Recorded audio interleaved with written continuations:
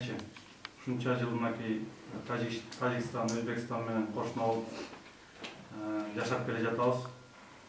Анча-мынча баягы майда чүйдө пикир келишпестиктер буга чейин деле болуп келген. Бирок жылдан жылга бул күчөп баратат да.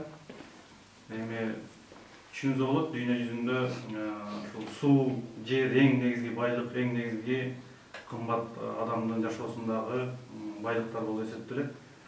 Ошон үчүн эгерде бул маселени бийлик чечкиндүүлүк менен азыртан эрте чечпей турган болсо, бул жылдан жылга мындан дагы күчөй берет деп ойлойм да мен.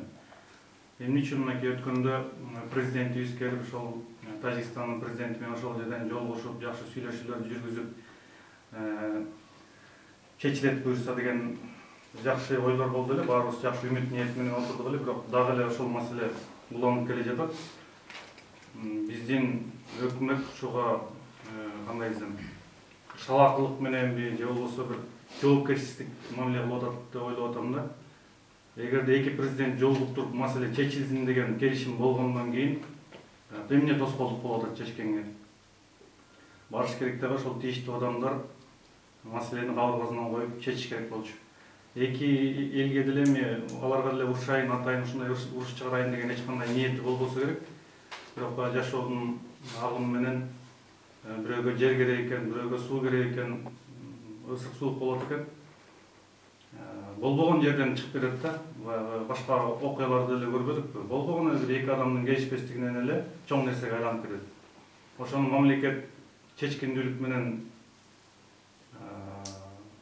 раз президенттердин макулдугу болгондон кийин чечкиндүүлүк кылыш керек эле да. Бирок эмнеге көрө албай атабыз? Мына вицелер деле шайланып атат, жоопкерчиликтүү адамдар деле шайланып атат, делимитация, демаркация болуп атат деп айтып канына уже 2 жыл, 3 жыл болду. Бир мындай жылышты байкаган жокпуз да, туурабы? Бир монча километр жер чечилди буюрса, бияка өттү бул тарапка, бул жактын жери бул жака өттү. Бул маселе мынакей ушундай чечилди деген бир элге бир жакшынакай бир эмени көргүзө албай атат да, ушул убакка чейин. Эми түшүнөбүз, көп жер талаштарды жана шахматный порядкада жайгашып калган экен, бирок ошонун баарын чече албаса дагы катар менен чечип келерсе болот болчу да, мынакей 1 километр чечилди, 2 километр чечилди деп чечип ошону элге чыгарып турса, мынакей буюрса ушундай болуп атат деп. Эл дагы мындай тынч отурат эле. Эл дагы кичине ишеним пайда болот эле. Же эч кандай кыймылын көрбөйбүз, же мурдагы бийликтин, мурдагы президенттердин, мурдагы өкмөттөрдүн убагында бир биз билбеген бир келишимдер барбы, же бир ошо макулдук берип коюшканбы, ошону ачыкка чыгара албай атабы азыркылары мен түшүнбөй атам. Же болбосо эмне үчүн мындай неме кыла албай атат да, чечкиндүүлүк кыла албай атат. Туурабы? Эмне үчүн дайым эле уруштуруш керек?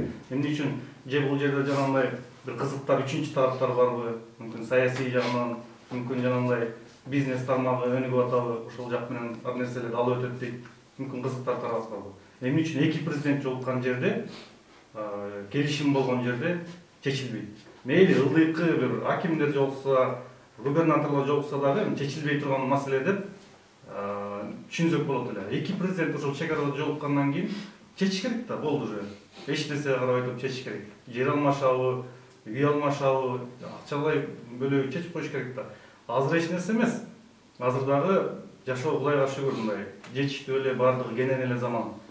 Мынакей жылдан жылга аба ырайы мынакей бузулуп атат, суулар азайып атат, жерлер азайып атат дегендей. Бул нерсе курчуган сайын курчуй бере турган болсо кийин кеч болуп калат да. Кийин уже кеч болуп калат. Ошон үчүн биз бүгүн Москвадагы элге аралашып кичине кызмат кылып жүргөн жигиттер, аксакалдарыбыз, эжекелерибиз чогулуп кичине да ошол президентибизге, өкмөтүбүзгө ушул мыйзам чегинде эч кандай ызы чууга, эч кандай жанагындай провокация калтырбай чечип берүүсүн өтүнүп дагы бир жолу суранып кетебиз.